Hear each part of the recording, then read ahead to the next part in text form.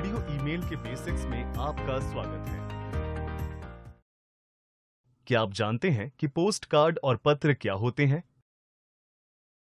Post card और पत्र पारंपरिक साधन हैं जिनसे किसी को मेल भेजी जाती है।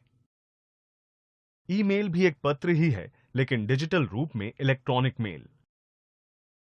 यह संचार का एक आसान और तेज तरीका है, खास तौर पर जब आपको स्कॉलरशिप के लिए अप्लाई करना हो, नौकरी के लिए अप्लाई करना हो या दस्तावेज साझा करने हो। व्हाट्सएप मैसेज की तुलना में ईमेल को औपचारिक और प्रोफेशनल संचार का माध्यम माना जाता है। लगभग हर संस्था ईमेल को संचार का आधिकारिक रूप मानती है और अब पेन और पेपर वाले तरीके पर जोर नहीं देती। चलिए देखते हैं कि रिया और आशीष अपनी कजिन रीमा की मदद से ईमेल और उसके उपयोगों के बारे में कैसे सीखते हैं। Hello Rima, good morning. Hi Riya, good morning. क्या हुआ? तुम परेशान लग रही हो। रीमा, मुझे तुम्हारी मदद चाहिए। मैं भूल गई कि स्कॉलरशिप फॉर्म जमा करने की आखिरी तारीख कल थी। अब मुझे चिंता हो रही है कि फॉर्म समय पर नहीं पहुंचेगा। चिंता मत करो रिया, तुम हमेशा उन्हें ईमेल के जरिए भेज सकती हो। ईमेल? वो क्या होता है? मैं इतनी जल्दी उसे करना कैसे सीखूंगी?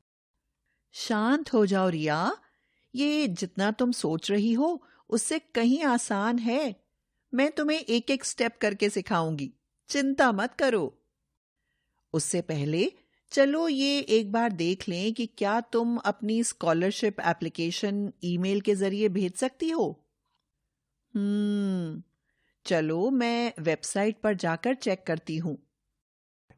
रीमा वेबसाइट चेक करती है और उसे पता चलता है कि एप्लीकेशन ईमेल के जरिए भेजी जा सकती है।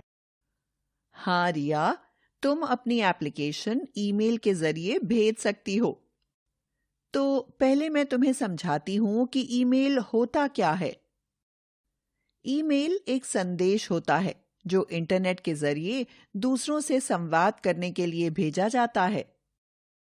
सबसे पहले मैं तुम्हें दिखाती हूँ कि ईमेल अकाउंट कैसे बनाया जाता है और ईमेल कैसे भेजा जाता है। ब्राउज़र खोलो, जैसे कि क्रोम।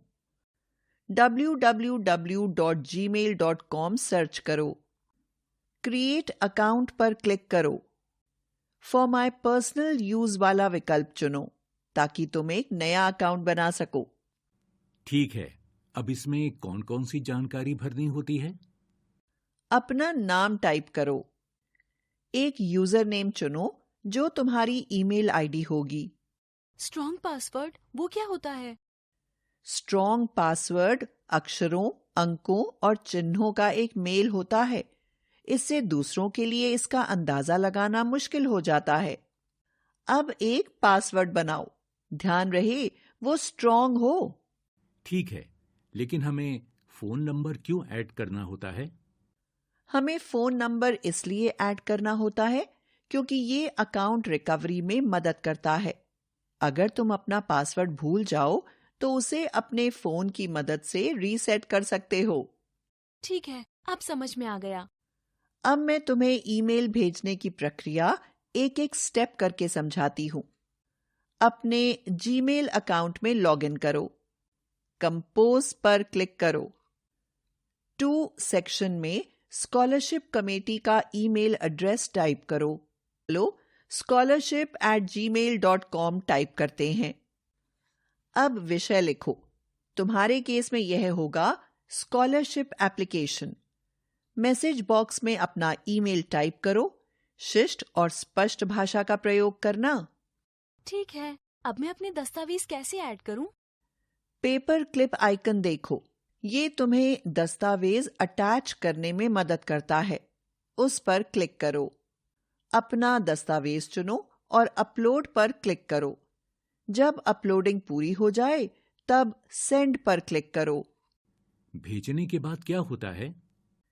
जैसे ही तुम सेंड पर क्लिक करते हो, ईमेल सामने वाले व्यक्ति के इनबॉक्स में लगभग तुरंत पहुंच जाता है।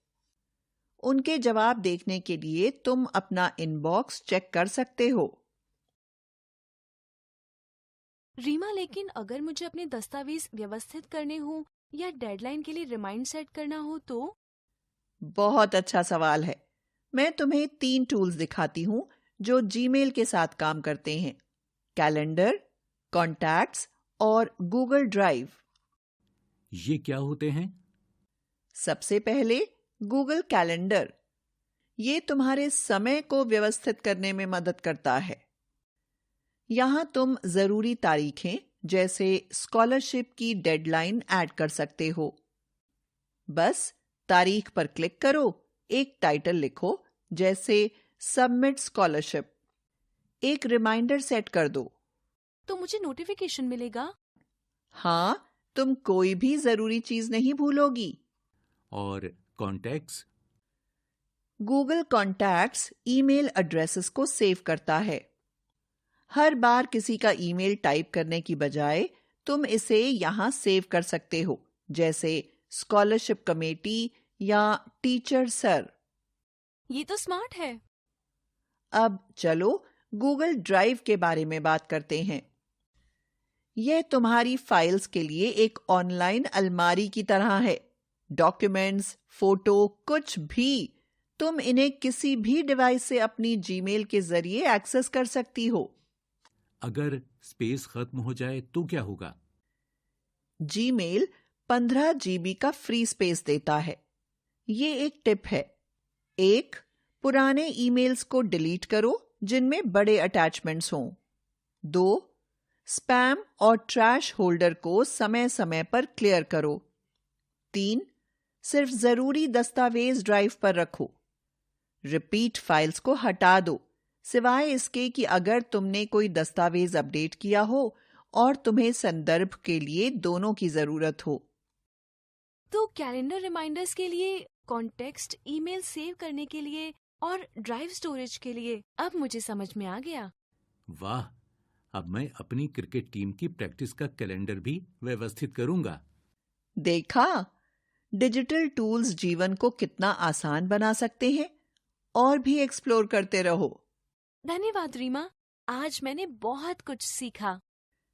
तुम्हारा स्वागत है। अभ्यास करती रहो और तुम बहुत आत्मविश्वासी बन जाओगी।